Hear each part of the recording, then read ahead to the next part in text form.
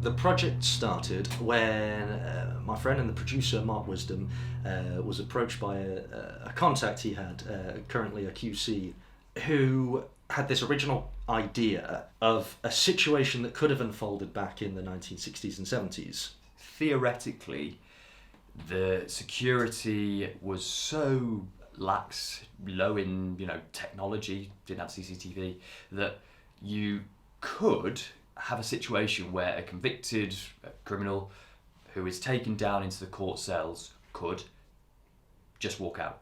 We were given that concept, and then between myself and Al, we decided to create a story around that. We sort of divvied up the script into sort of two parts. My particular role was to focus on the scenes in the cells between the characters Dominic and the junior barrister. And Mark himself wrote all the scenes outside the courtroom scene, so any that are kind of set in the home location between characters that we refer to in flashbacks, who the story is mainly about, the characters of James Kershaw and Brooke Farrier, Dom's wife. And it was about it was the first time we tried co-writing something, and we had to make sure that the story flowed naturally, that it didn't feel like two writers writing in a completely different context. And the end product was very authentic, it flowed brilliantly, and it really has opened a lot of doors in terms of the future of the sort of Railton Wisdom co-writing opportunities, I think. We always love a challenge here at Fresh Air Films and Media, and having a sort of a film that was set in the 70s was both a challenge but a joy to do at the same time. It put us all out of our comfort zone. We have always been progressing naturally with each film that we make, and to take it to the next level, it had to be something like this.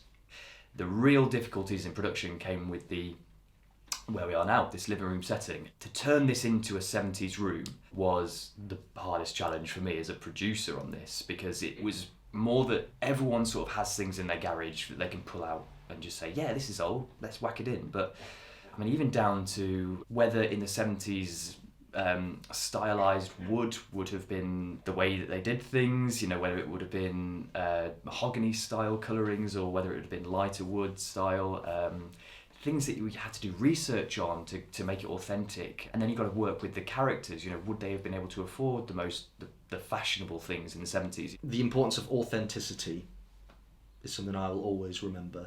You've got to make sure that every little detail, the clothing, the hairstyles, the makeup of the time, jewellery, furniture, every detail matters. If there is one small slip up, it will be noticed. And I was very conscious that you just have to pay attention to all those subtle details, and hopefully the end product will reflect that. Obviously we work with Adam Sandy, our DOP, who instantly understood the vibe of the film, what we had to go for, and actually there's multiple different themes within the film, different vibes, different times, different settings. We had three principal settings on this film. We had the courtroom, we had the jail cell scenes, and we had the sort of the home location scenes, the Farrier household, which primarily focused in the living room. And it was important that these differences were highlighted, not just in terms of them actually being different locations, but in terms of the tone, the feeling that sort of sits behind these scenes. Me and Al talked, we kind of decided that we wanted to go all out with this film, and we wanted to make it as meaningful and purposeful cinematography as possible. So that came down to the three locations that we had, and luckily they were amazing locations, so we didn't have to worry too much. The courtroom scene and the cell scene really link up. There's a nice push in and pull out kind of combination to take us between the settings, which I really like, and I think that works quite well to pull you into the character. Specifically in the prison, we knew that we wanted, it was quite a dark time, quite a bleak time for the character. Ensuring that the jail cell scenes were very claustrophobic. We used a lot of tight angles, ensuring that we were amplifying the power play between characters, that we sort of made the room feel cold. So we knew that we kind of wanted to get those blue tones in there, and we knew that we wanted it to be quite confined. So we tried to do that with the lighting. It's had to contrast from the home location scenes, which needed to be warmer, homely, and somewhere that was fond in the memory of Dominic Farrier when he's telling the junior barrister these stories in flashback formats. Working on that with him, and obviously it worked out brilliantly, as it always does. That's why we have endless amounts of good things to say about him, so we bring him back always. To get the most out of the actors, I really like to give them the opportunity to do what they do best, to act, you know? I give them the window to work in, and they have creative scope to work in that. It was giving them opportunities to improvise pieces.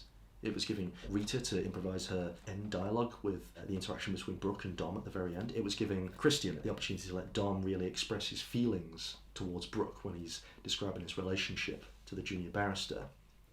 And I think these key moments, allowing the actors to do what they do best, to make the characters their own, gives the most real performance. And I love to see that. I love to give that trust to actors and actresses, to let them have that creative scope. I think what I'd like to say on a final note is we are very proud of this film. A lot of hard work has gone into it, not just from writing or directing point of view, but cinematography, to the acting, to the makeup, to the music, to the post-production team. It has been perfect from start to finish.